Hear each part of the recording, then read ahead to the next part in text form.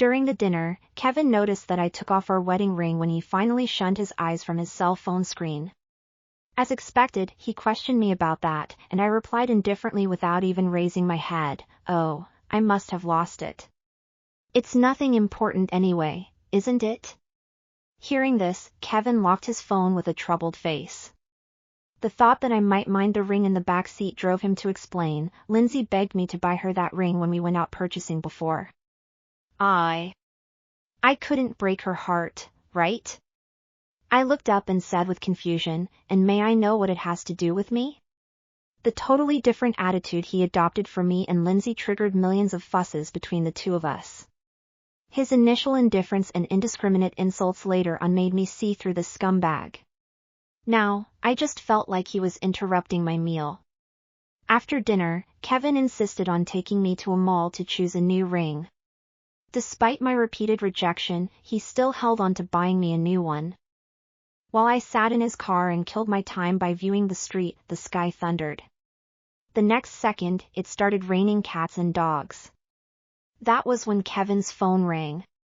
The ringtone did not suit his style at all, obviously. Lindsay set that as the particular ring of her calls, which reminded me that last month, he yelled at me just because I accidentally touched his phone. I was 2 months pregnant at that time when he shoved me to the ground. A sharp pain struck my womb, and I almost had a miscarriage. Facing my pain, Kevin slammed the door and went out to take Lindsay to buy the snack she suddenly wanted to eat. Recalling the past, I couldn't help but clench my fists. As expected, Lindsay's cry broke out from his cell phone receiver. "Kevin, it's thundering.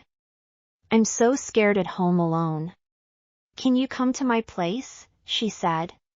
He immediately pulled over and said, out of an eagerness to be there with Lindsay without feeling sorry for me at all, "I have something urgent to do now. It is not far from the mall here.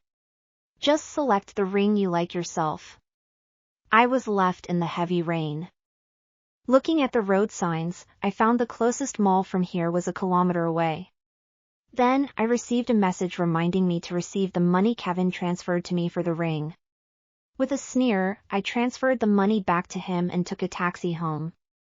The moment I reached home, I, still drenched, received the text that Lindsay sent me by mistake. "Lindsay, frowny face, a hug from my darling smooths the fear brought by thunder."